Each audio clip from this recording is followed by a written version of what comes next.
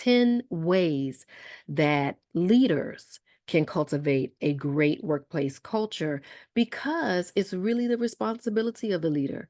Yes, we have individuals in place. Yes, we have tools and resources. But at the end of the day, we are the first point of contact when it comes to the person who is responsible for setting the tone, for setting the foundation. And so I'm going to share 10 ways that we can do that as leaders. And I'm going to start off with number one. We foster open communication. This is so important because it's going to help our team members understand that their voice matters. And so, one of the things that we can do is encourage open dialogue. When we get into our meetings, a lot of times, especially with some of the providers that I observe and I work with, a lot of times we want to get our agenda on the table and we want to focus on our bullet points. We want to focus on our talking points, and we neglect the opportunity to hear what our team members have to say. And so when we encourage open dialogue, it has a tendency to make one feel welcome and want to share and want to contribute to the growth of the business, the growth of the school or the community, and then providing constructive feedback. And so I like this idea of providing constructive feedback, and I know everyone understands the importance of that, but the reason why I want to highlight it is because we want to often provide feedback on a regular basis, not just when we notice something in error or something may be off. We want to open that communication by fostering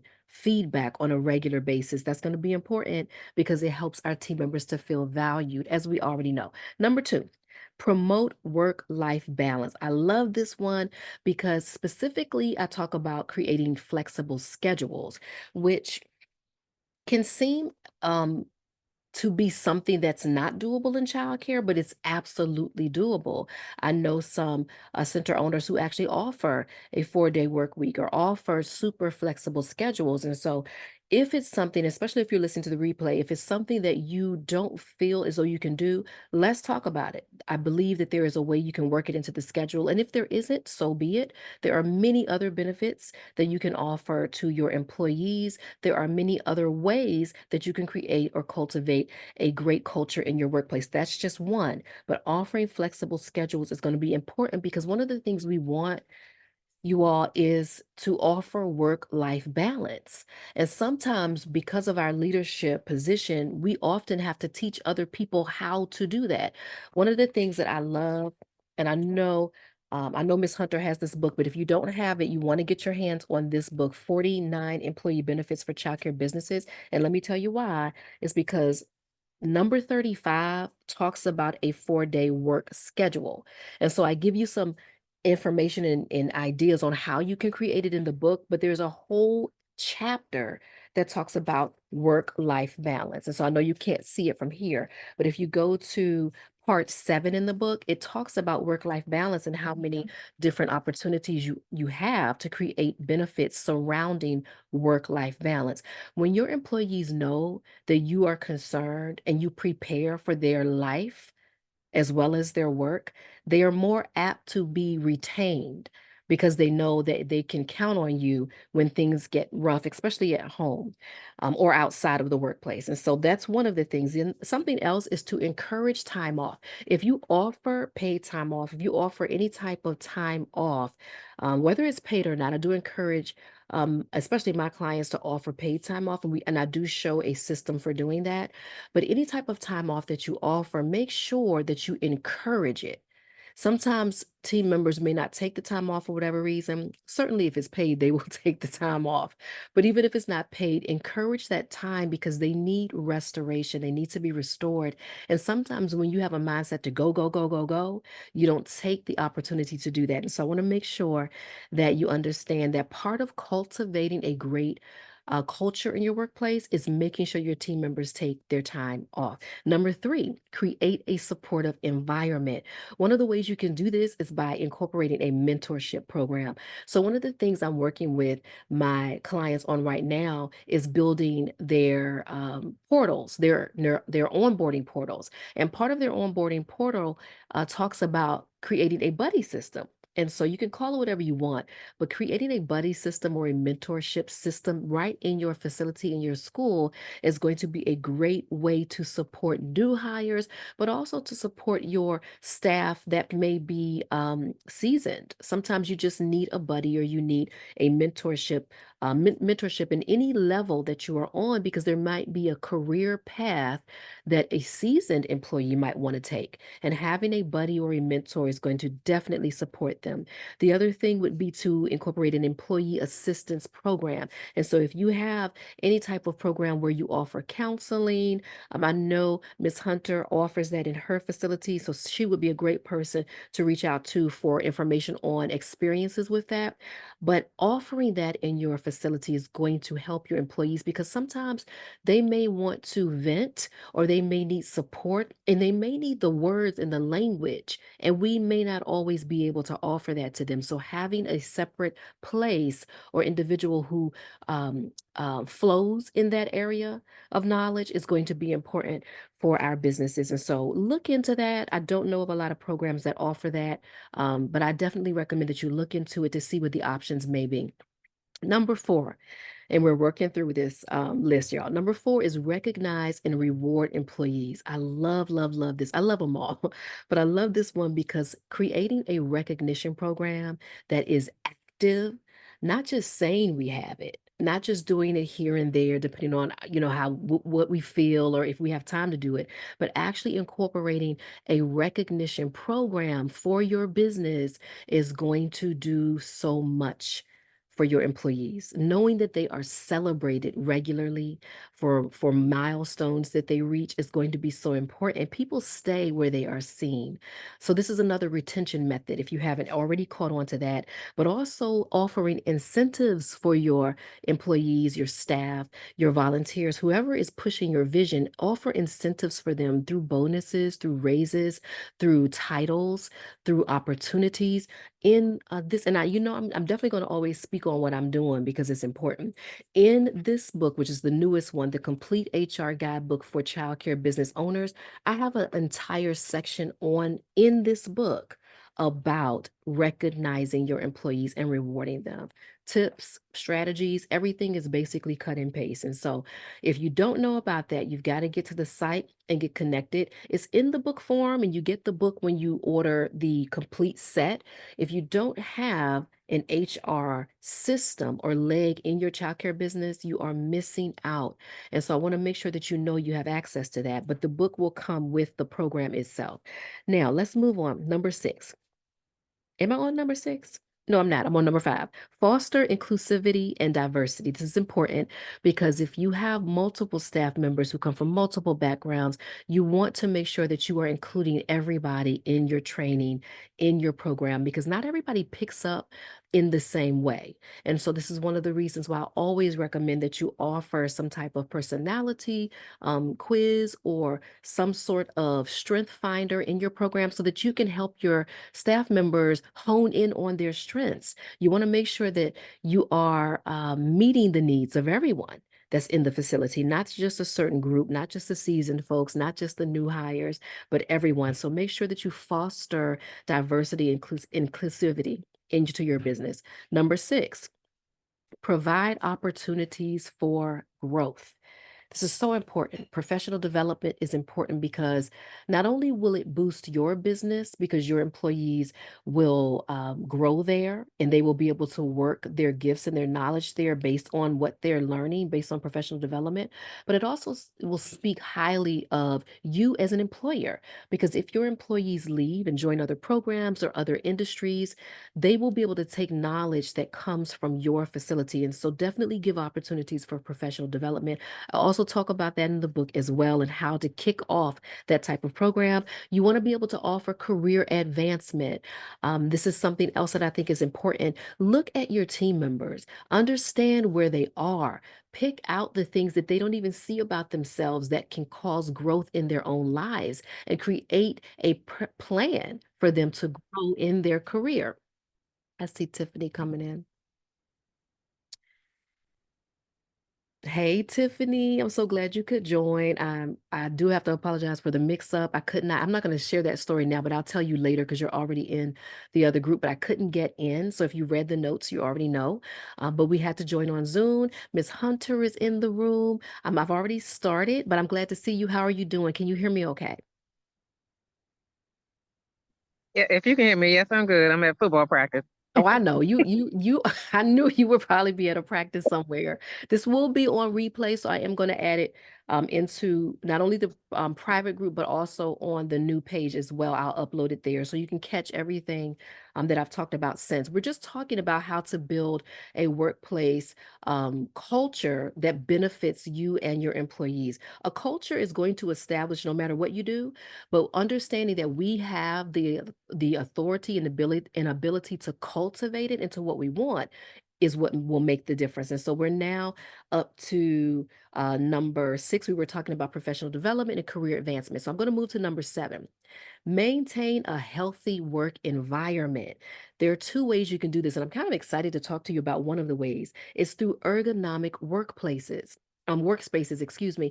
If you're not familiar, whether you're in the room now or you're listening to the replay, if you're not familiar with ergonomics, it's so important. And I'm going to actually, I studied this some years ago, but I'm going to read the actual definition for what it means so that if you're not familiar with it, so you'll know how you can incorporate this idea into your business and why it's important. So, ergonomics in the workplace is the science of designing jobs, workstations, tools, and environments to fit the physical and mental capabilities of workers. So, in short, it's basically just the study of people in their working environment. Let me just bring this home in a different way so that you can understand it. So, there are if you don't already understand it, there are multiple industries that we know of that prioritize ergonomics. Basically, what that means is that they're designing an environment that's going to benefit you as the employee. And so I want to tell you about some of the industries that prioritize ergonomics. It could be healthcare. And let me give you a personal reason as to why this was important for me as a mom.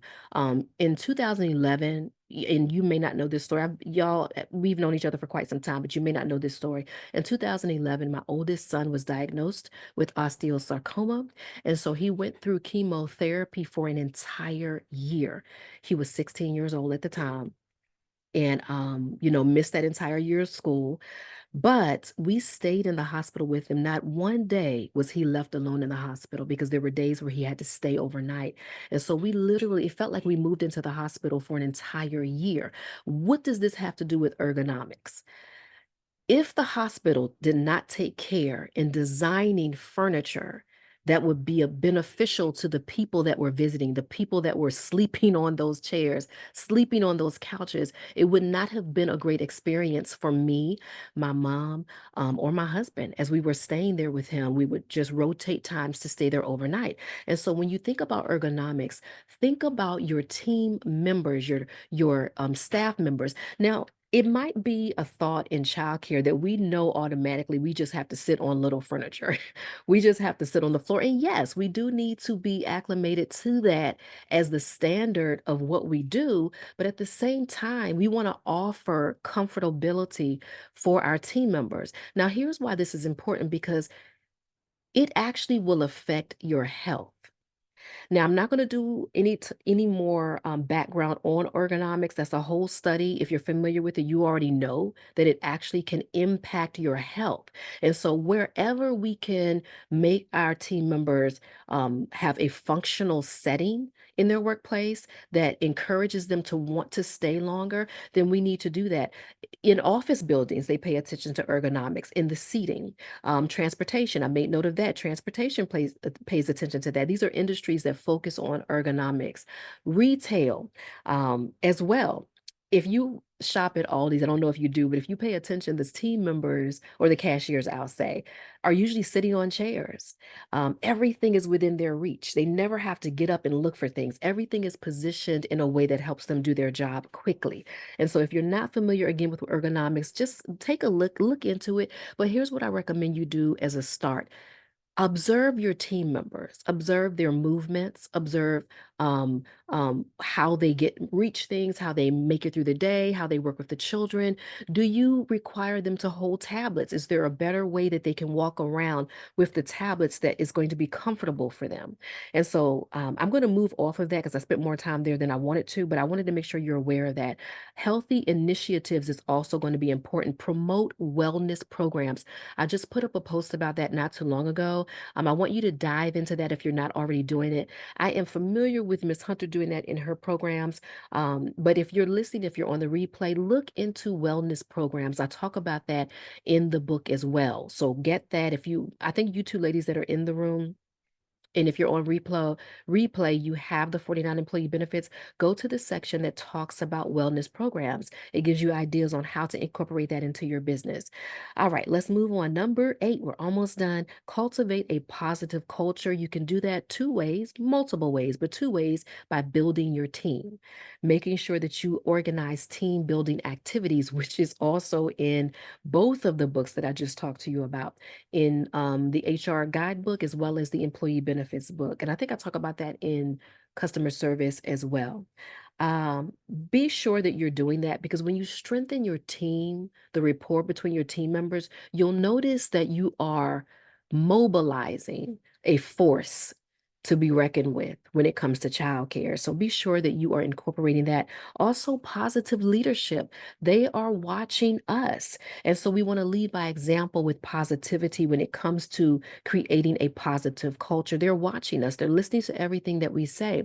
And so this is why I often say don't complain around your team members. Don't let them be in earshot of your complaints in any way, especially when it comes to parents, because whatever we respect, they're going to respect.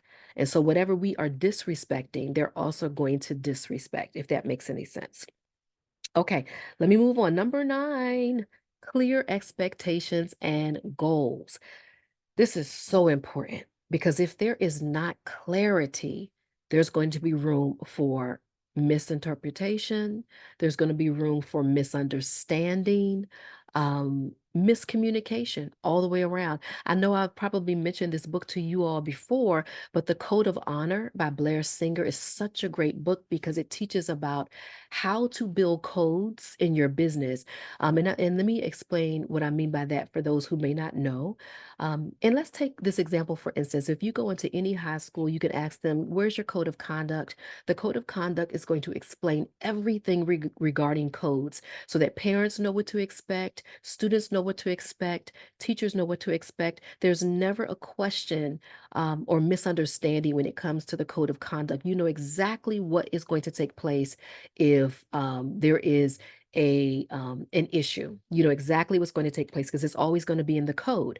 Same thing with our businesses. There needs to be a code of honor, a code in everything that you do. And as I've said multiple times before, I know both of you have heard me say this. Definitely, Tiffany, and those that are in the private coaching group. If you do not create a code, your team members will have no choice but to create their own. That is chaos. Let me read something else to you. This was a quote taken from the book that I want to make sure that you hear. As a leader, our code or lack thereof is a reflection of us and will attract those who subscribe to the same standard. So if we don't have a code, if we don't believe in a code, we're going to attract people who also don't believe in the importance of having a code. So create codes in your workplace. I know in the files of the groups that you all are in with me, I have codes there. You don't even have to recreate any. You can you can download them, look through. I do recommend that you read them, take out what does not apply, add in what you need for your business, but you don't have to start from scratch. And that's going to be important. So be sure that you check those resources out as well. But make sure you have a code of conduct, that you're clear. Your objectives are clear. Your roles and your expectations are also clear. Provide clarity. Make sure that you're also regularly reviewing. And so your calendar should already be full of your review dates. It should already be full of those dates for your employees. And so if you don't have that on your calendar, make sure that you go and set the times in which you will review. And I could go further into that, but I'm not going to because I will get off track a little bit. It will be good, but I will get off track. Number 10, ensure job security. This is so important because sometimes our team members think some things are secretive and some things need to be. There's some things we're not going to discuss with them. But when it comes to job security, we want to make sure that we've had conversations or we've been open in a way that allows them to feel secure in their job. Now, we know even as believers that the only security you have is in God. But at the end of the day, as an employer, you want to make sure you're having the types of conversations that you need to have as it relates to job security and making sure your employers feel secure in their job. One of the ways you can do this is through transparent communication. I'm bringing this up now because there is a lot of talk in certain states about the fact that providers are not being paid. I'm not going to get into that. That's the whole conversation that we could have. But I'm bringing that up now because this will be a great time for those providers that have been impacted to have these type of conversations with their team members about what to expect, what to do. Is there a chance there may be a layoff? I know in my employee handbook, we always had a section in there about layoffs. I never had to actually um, lay anyone off until the pandemic. But prior to that, that was always in the handbook because you want to make sure that they know that these are things that could occur. So if you don't have that in your handbook, be sure that you go back and put that in there. And if you need access to wording for that, be sure to let me know. And I can provide that for you in the group. If you already have my handbook, then you already have it. The other thing is fair practices. And so there's a difference between fairness and consistency. But when it comes to fairness, when we're talking about building a culture, maybe a positive culture in your business, fairness speaks to the individual. We want to make sure that each individual team member feels that they are being treated fairly, and that will contribute to job security as well. So those are the 10. I'm going to come back in on another day and talk to you about what shapes our culture in our workplaces. I won't get into that right now, but I'll come back in another day and share that with you. But let me know how if this has benefited you in any way, if you've heard anything that was beneficial to you that helped you. I also want you to take a look in the chat. Do you see the link that's in the chat? Can y'all let me know if you see the link that's in the chat? It should say Survey Planet. Do you see it? As soon as you submit the questions, I have a surprise for you attached.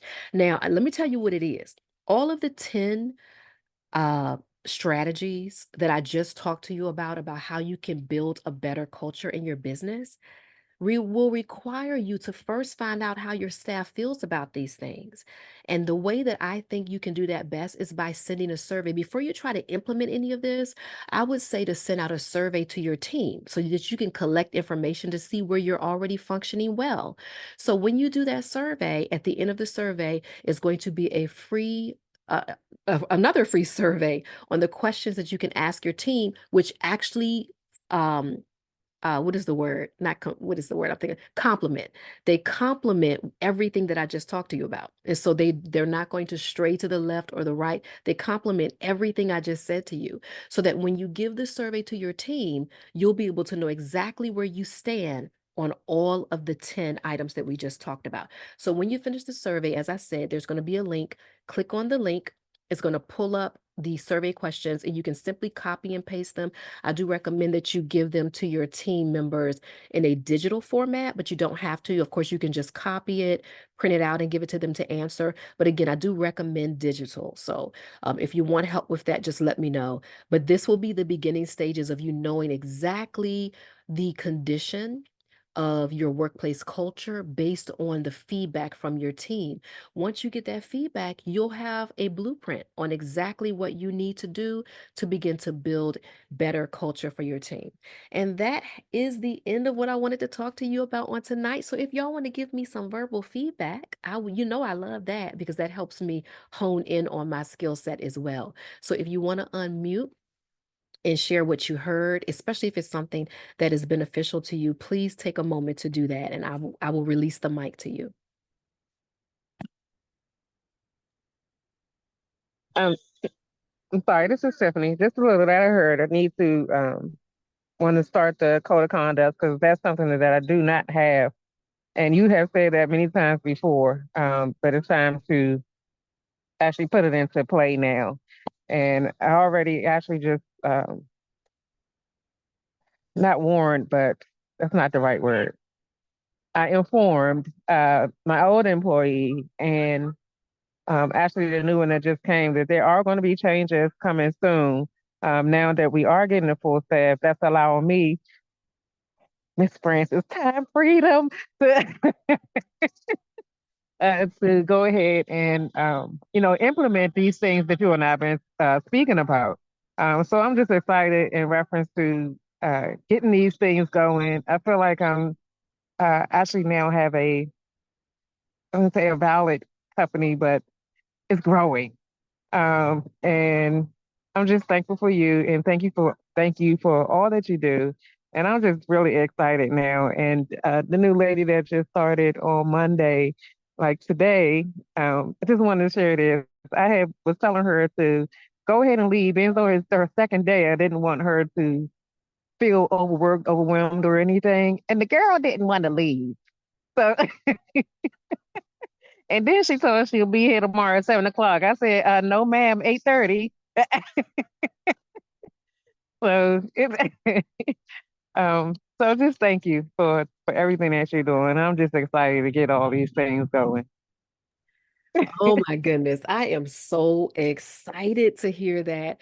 And it's so interesting because it seems like you and Kiana and a couple of the other ladies too are in the same boat right now where you're hiring.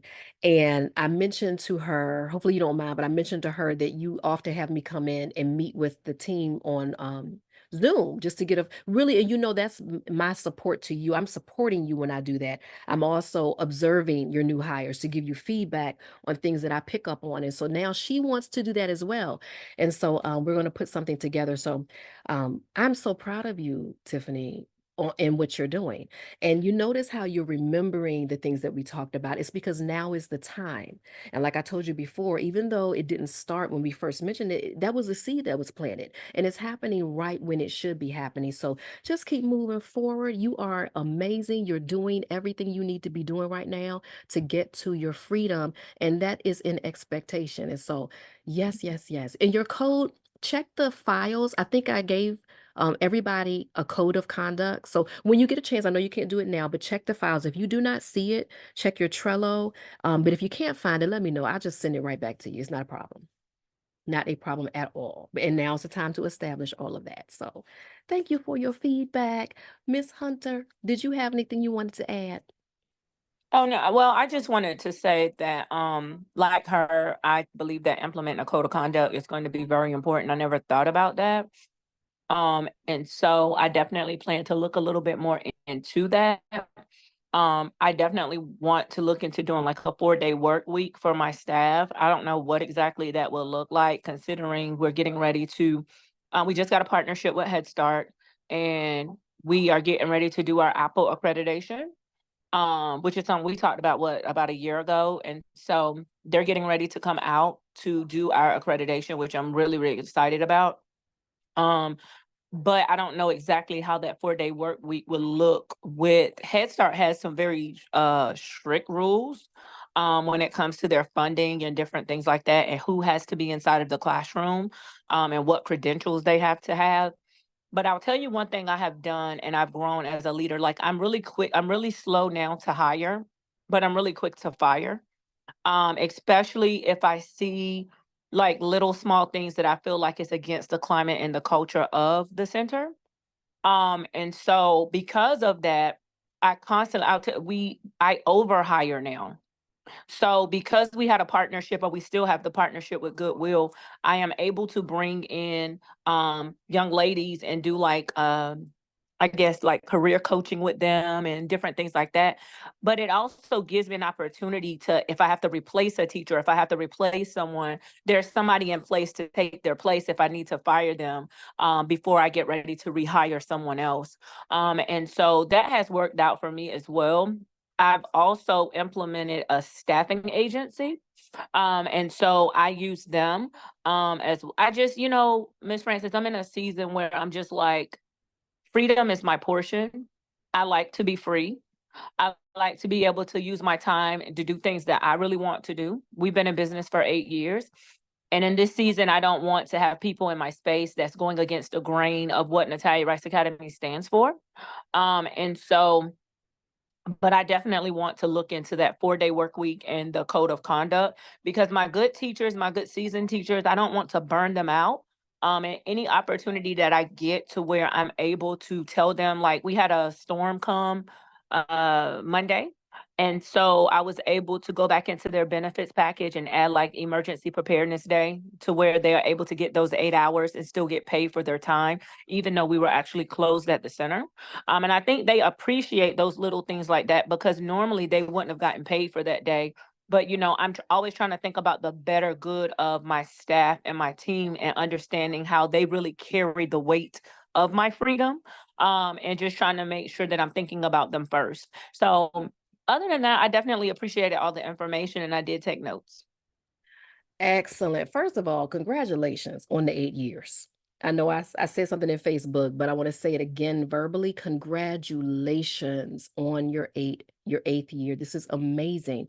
And I love the fact that you're noticing things and you're making changes quickly, even down to the firing fast. Yes. You've got to be able to do that because you don't want to keep individuals in whose intention is to bring you down. That's almost like biting your own foot. And so I love the fact that you have transitioned into doing that.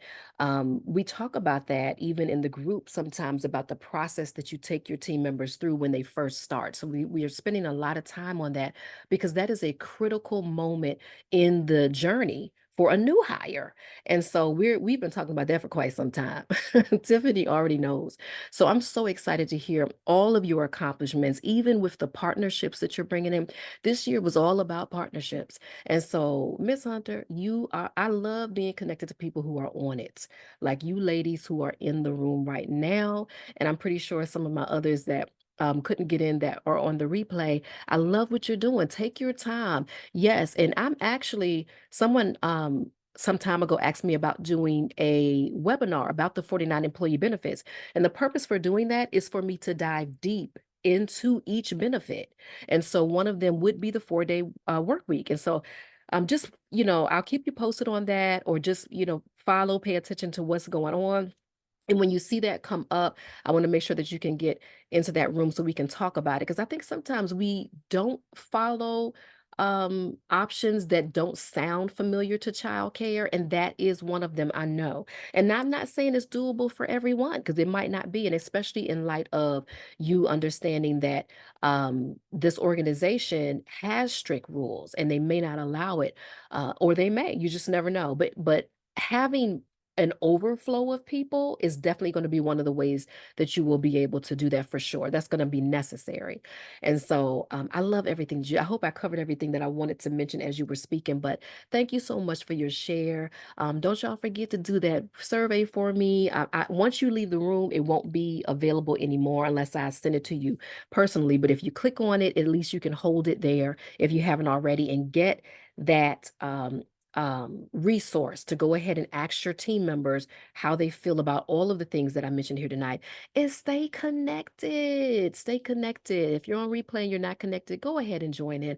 I have some major things that I'm going to be talking about here coming up in this group.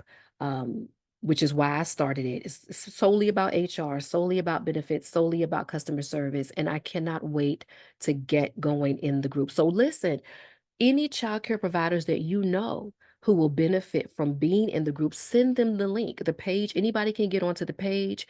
I do have to invite individuals to come into the group that I've set up for it, but send them there. I will gladly invite them in and share. We'll share a lot in the group. So anyhow, I'm so glad to have y'all in the room with me on today. I thank you for joining me. If you have any questions about what we've talked about, just reach out to me. Y'all both know how to contact me personally. You have my phone numbers, and I'm looking forward to seeing more about what you're doing.